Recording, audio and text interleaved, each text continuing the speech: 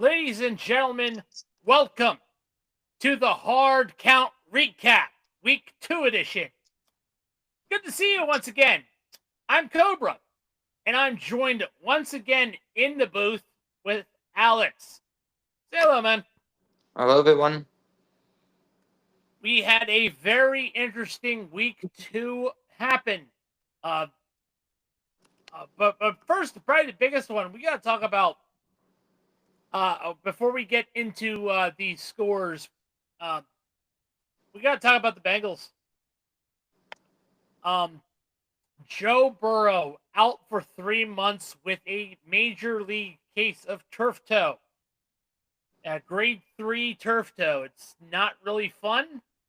He is out for 3 months. It will require surgery. It's one of those injuries where brutal.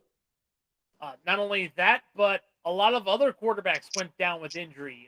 Jaden Daniels is out. J.J. McCarthy, once again, out. Josh Allen scared me a little bit. He had a broken nose. But we'll get into that when we talk about the Bills-Jets game. So there's that. Alex, talk to me, man. Quarterback injuries. Brutal. Yeah, and coming off of, Joe Burrow was his season last year, and I don't know if it's a Joe Burrow problem or the dense brain cells of the Bengals O-line coach to be like, hey, when 5 guys are coming to you, don't block any of them. And let Joe Burrow get mauled. You're close. It's not just the Bengals coaching. It is famous cheapskate owner Nepo baby Mike Brown. Yeah, but Jalen Daniels, I'm not concerned. His MRI came back clear. It's a minor sprain in his knee. Mariota won clutch games last year for us when he was out. He won a clutch game against Dallas that we needed to win. Mariota's a good backup. He's a good player. And we're playing the Raiders. Like, the Raiders are not that good, and they're not that special. They're decent. They're probably at least 2 more years out. If they actually do good and not let the bowl cut brigand Mark Davis interfere too much. Although Tom Brady is there, so who knows? But then again, he's always owned the Raiders. Hey, Yeah. So I'm not concerned. Jane will be back in time to be healthy again. I mean, the Raiders dropped 9 points against the Chargers defense, and we have probably a better defense than the Chargers do this year. And I think we can beat the Raiders pretty bad on Sunday. So I'm not worried. Sucks for JJ McCarthy too. This is his first year of us showing him what he is. Unfortunately, as far as I'm aware, he's kind of He's bad when he wants to be, but good when he needs to be. So Aaron Rodgers to the Vikings immediately. It is manifest destiny. Become Brett Favre 2.0. Embrace your destiny. Who knows? Maybe Carson Wentz can actually do something for the Vikings, and He won't. we'll see. We'll definitely big blows to these teams, but I think all of them can bounce back pretty strong. Jake Brown is a good quarterback. I mean, I think he went 4-2 last year, 4-3 when he last started when Burrow went down last year. So as the Bengals don't pull a Bengal, I think they're good to make the playoffs. Burrow's in a spot in December to make a playoff push. Alex, Bengals gonna bungle. We all know this. So anywho, let's move forward. So, before we get to the scores, I want to announce basically week 2 bowl prediction winners. Obviously we only had 4 participants in the bowl predictions last week. And that was myself, Kat, Billy, and the commish, Joey. All four of us tried to make this an interesting contest. In last place was Billy with 3.5. Joey had 4.5. I had 4.5. And Kat was the main winner with 6.5. Whoa. Yep. So, and unfortunately, none of us picked the top team, the top scoring team of the week. So, there's that. That was something I implemented for an extra 5 entries for us. So, as you know, I won't reveal how many entries we have as of right now. But week 2. The Green Bay Packers defeated the Washington Commanders 27-18. Alex, I know you watched this game as you are a Washington Commanders fan. Die hard, just like my wife. So tell us about this game, man. It was just bad all around for Jay Daniels. He was throwing to the dirt a lot. He was underthrowing his players. He got pressured a lot by the dominant of the Packers O-line or the D-line, with Michael Parsons being a scary factor in that.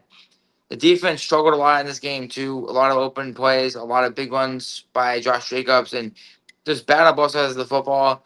Not very happy and not very not happy at all about how we performed. It felt like we had a good chance. We went into home last week in week 1 against the Giants. Obviously, we beat them by 2 scores because it's the Giants.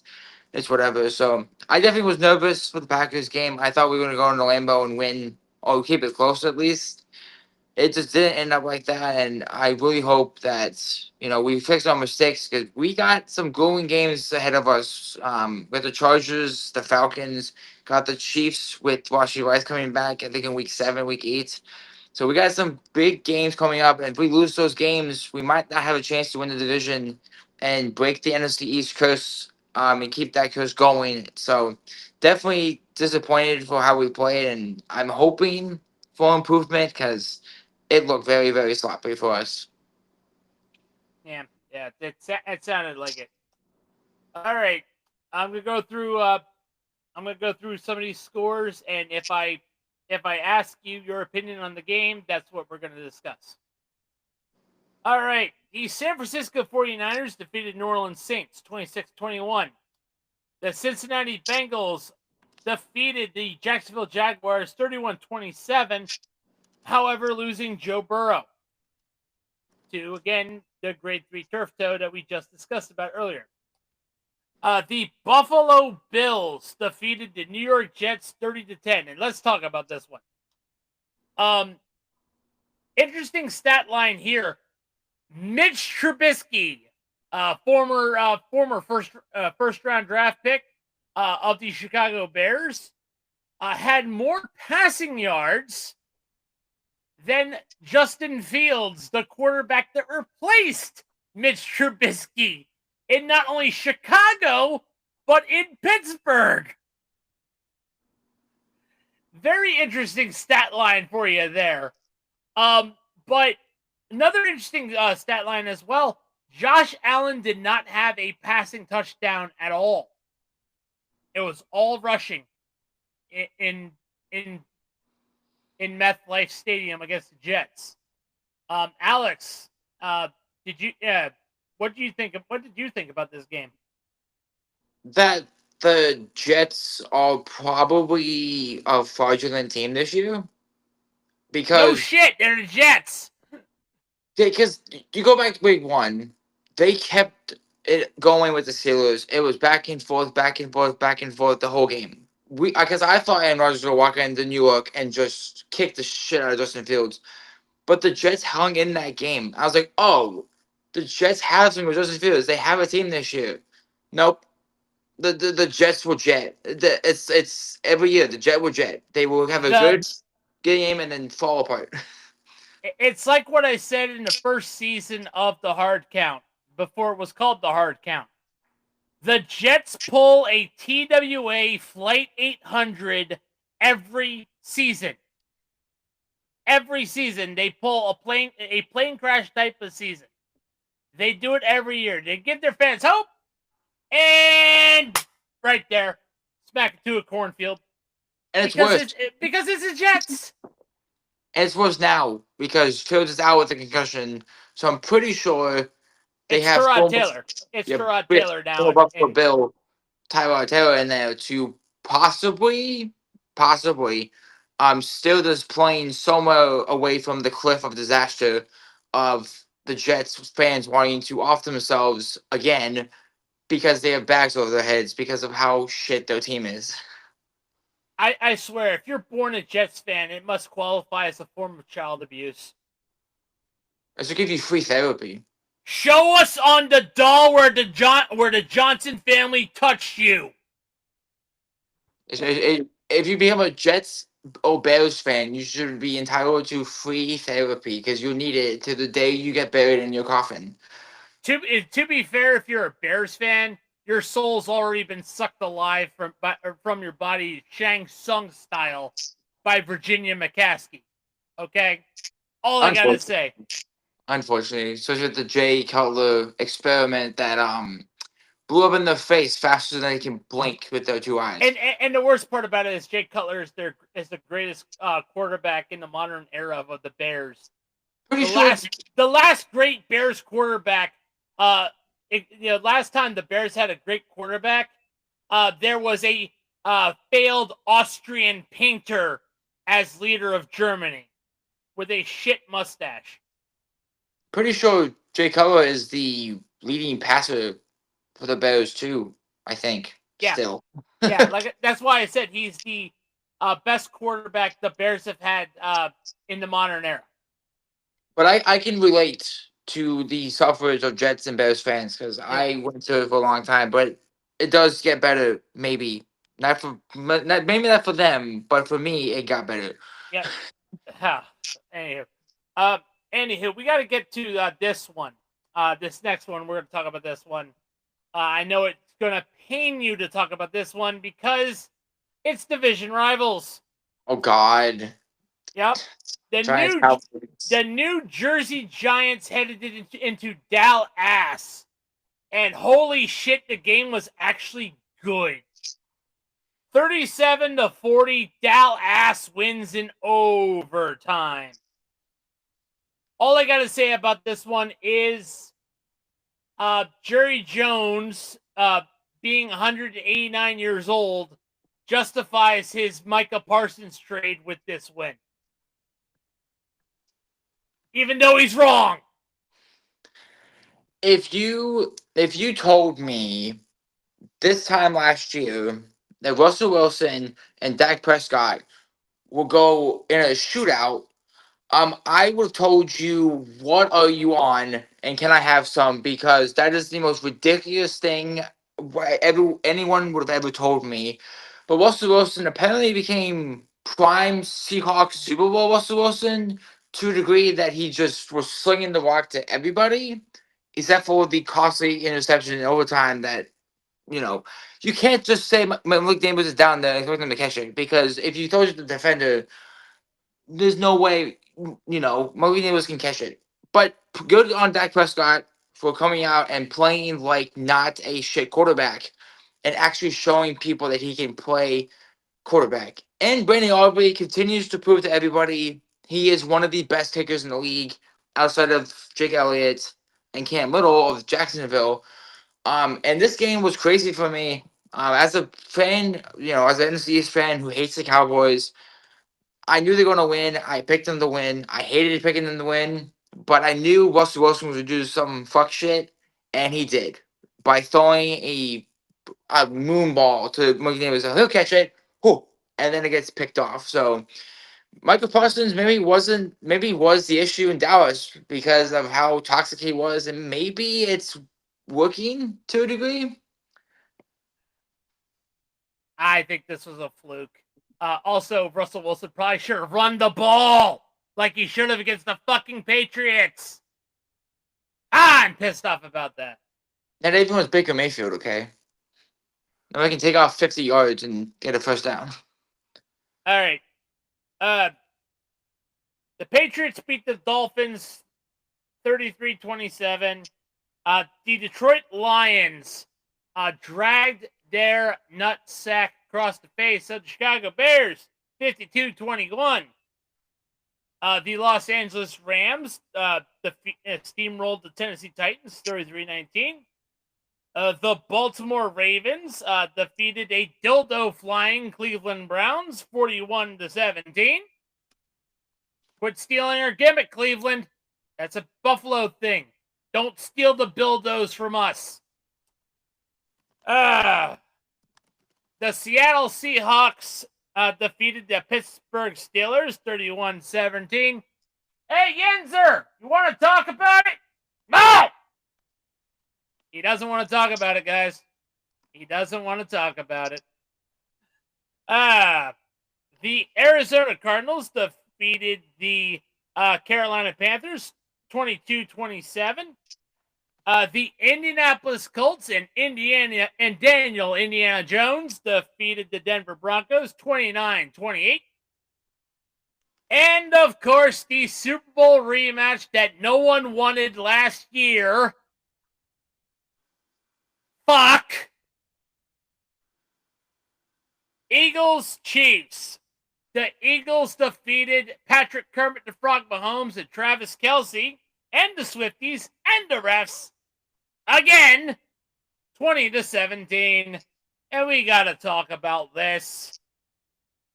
I don't want to, but we got to. It's the Super Bowl rematch. Fuck. What's wrong with Kermit? That's the big one. I honestly think that we are in the era of the Chiefs that the dynasty is slowly coming to an end. Travis Kelce is slowing down. Patrick Mahomes isn't looking good.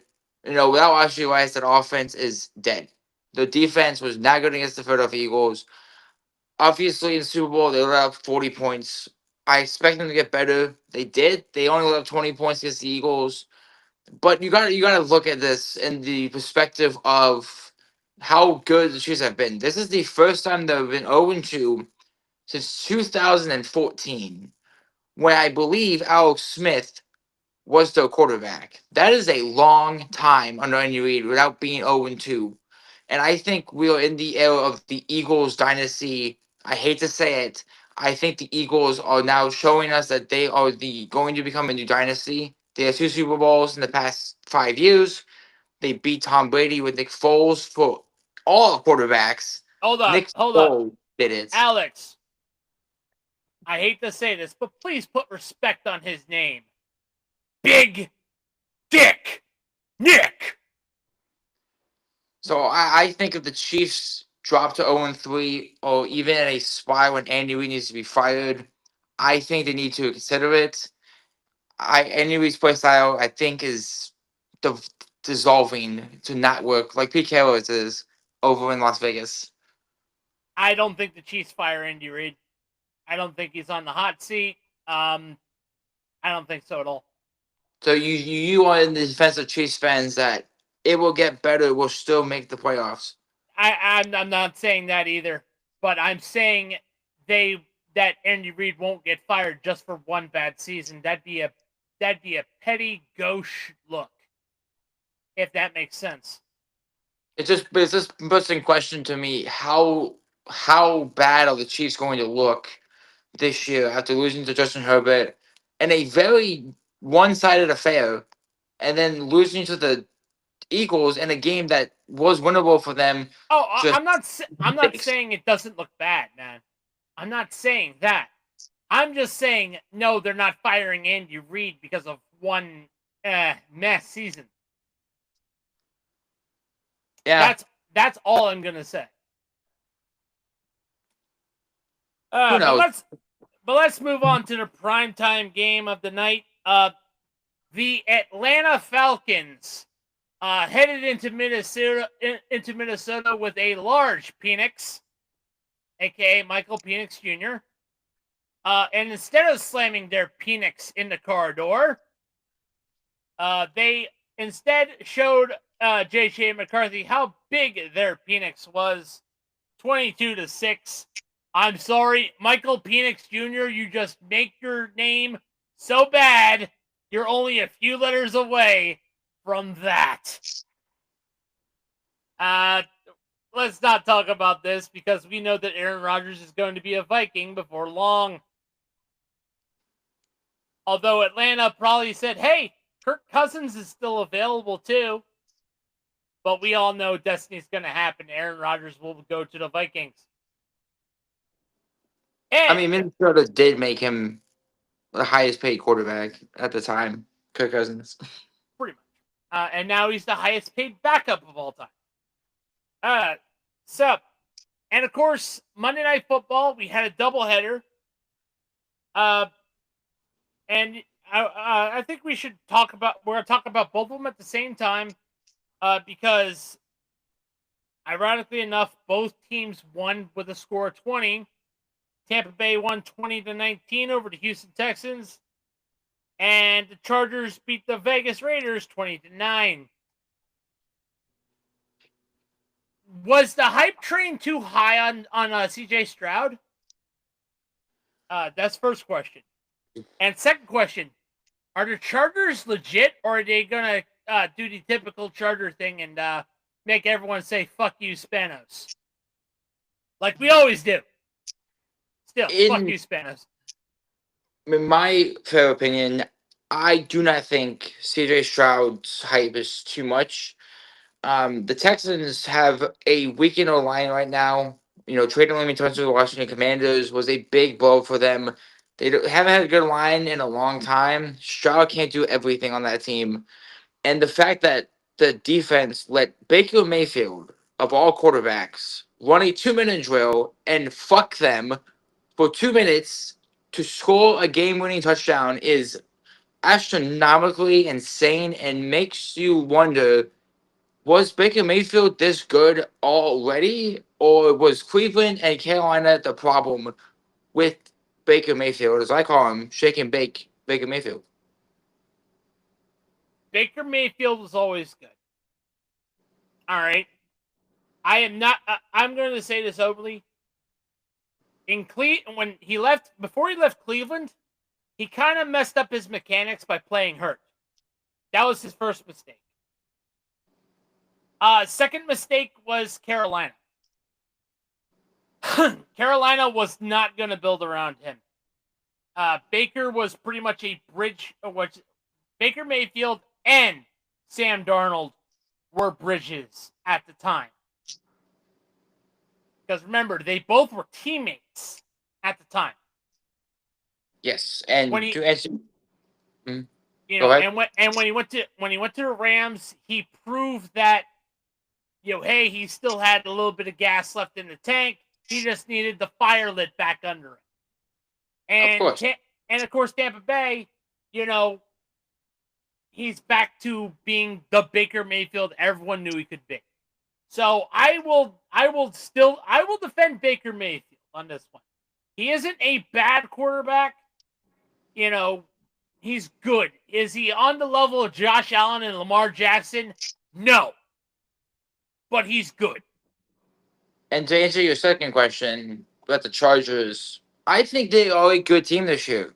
You fire the one issue on that sideline. Raymond Stanley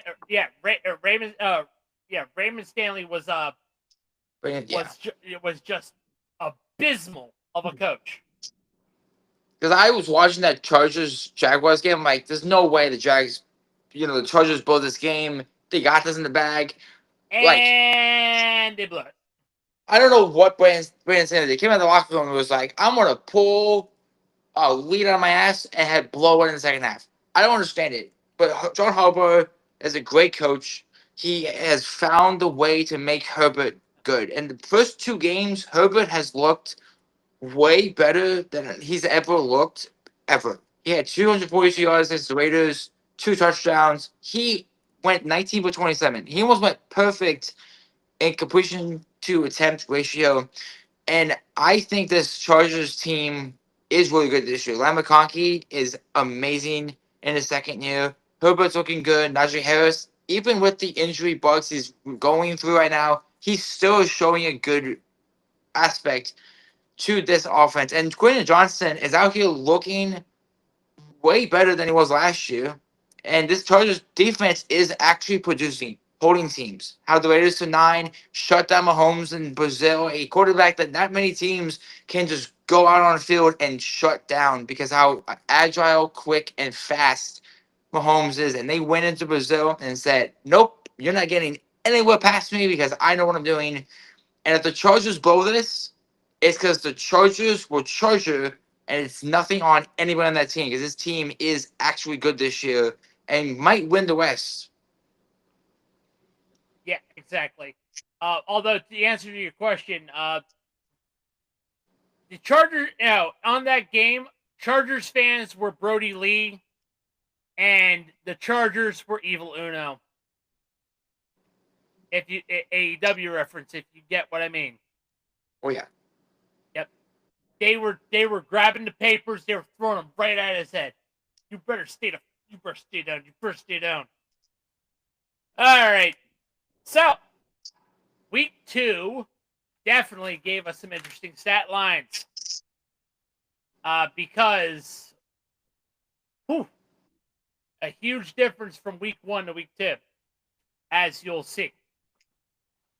In passing, our top quarterback this week, leading the league in passing with 618 yards, Mr. Unlimited, Russell Wilson.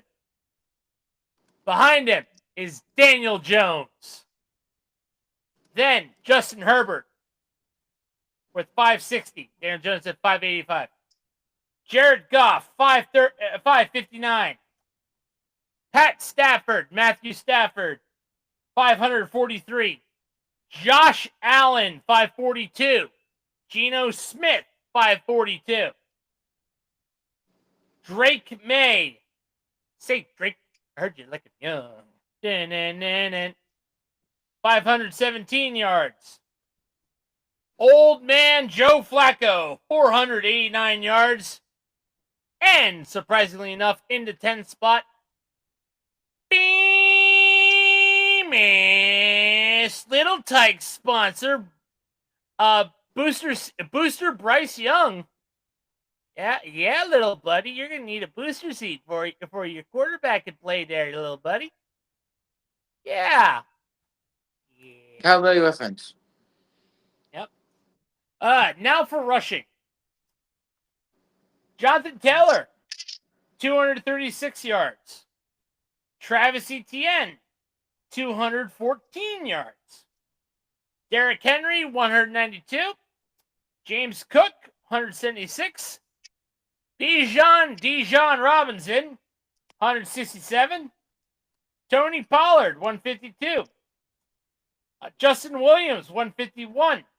Josh Jacobs, 150. Saquon Barkley, 148. And Alvin Shinsuke Nakamura, 144. And receiving. Leading with 238 yards, Malik Neighbors. Then on the Packers, Smith Jigba, 227. In third, CeeDee Lamb, 222. In fourth, Puka Nacua, 221. In fifth, Zay Flowers, 216. In sixth, Wan'Dale Robinson, 197. In seventh, Jamar Chase, 191.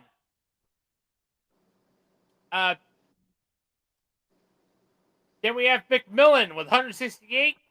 Myers and Oduze with 165. So that is very interesting. Like how interesting is it that Josh Allen went from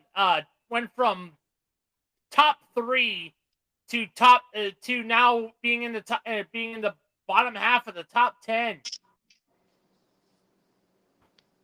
That's very interesting to me. I feel like it's because they are relying on James Cook way more than they should. I disagree. I disagree. Because here's the thing: when you become too reliant and too pass happy, it doesn't open up the field a little more. A good rushing game opens up the pass. And unfortunately, the Jets could not stop the run, so why not?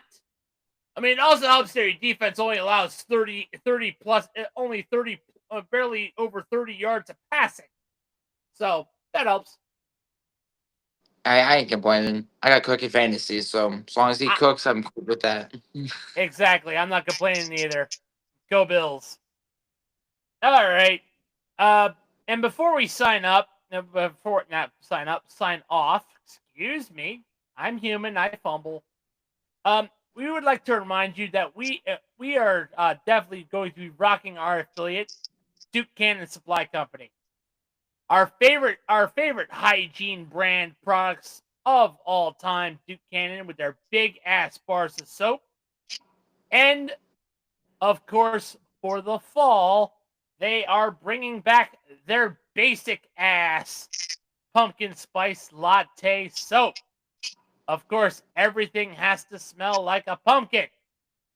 Get ready for the fall with the basic ass brick of soap. We're sorry, not sorry, it's back.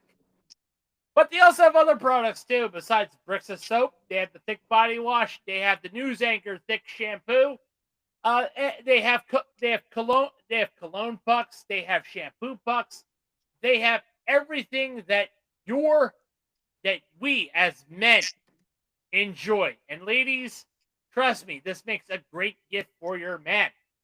So, use our link in the bio down below wherever you get your podcasts. Show the channel some love. Click the affiliate down below. Duke Cannon Supply Company, thank you.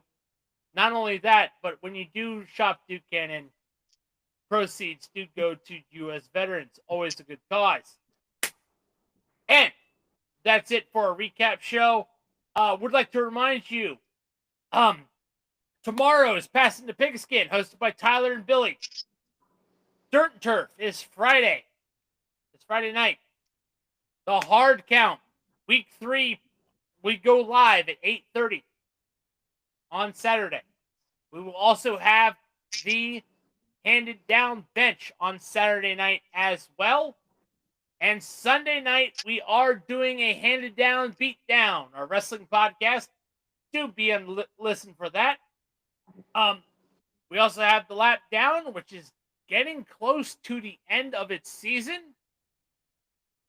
And coming this October, if you see it in the title card, host of Biscuits and Penalties is Alex, our hockey podcast. So do check that out whenever you can. And we also have Patreon. Please sign up for that. It is as much as an Arizona iced tea. We will eventually deliver, when we get this up and running, we will have more options for membership as well. And of course, don't forget to like, comment, and subscribe. Tell us how we do. Don't be a dick, because we have encountered that before. So I'm Cobra, and on behalf of Alex, go ahead.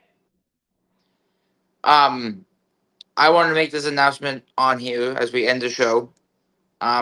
Next year for the golf season, I will be going live on Riverside to react to all of the major tournaments. So the Players, the Masters, all of it. So look out for that. Just see my face on it. And also, and if I kind of wanted to wait till December, but might as well spill the beans right now. When the World Cup goes on, we'll be but you, Alex, will be alongside Chris from Newt City to talk the World Cup. Oh yeah. So we wanted to bring that up as well. So like I said, like, comment, subscribe, show the channel some love. Don't be a dick. And I'm Cobra.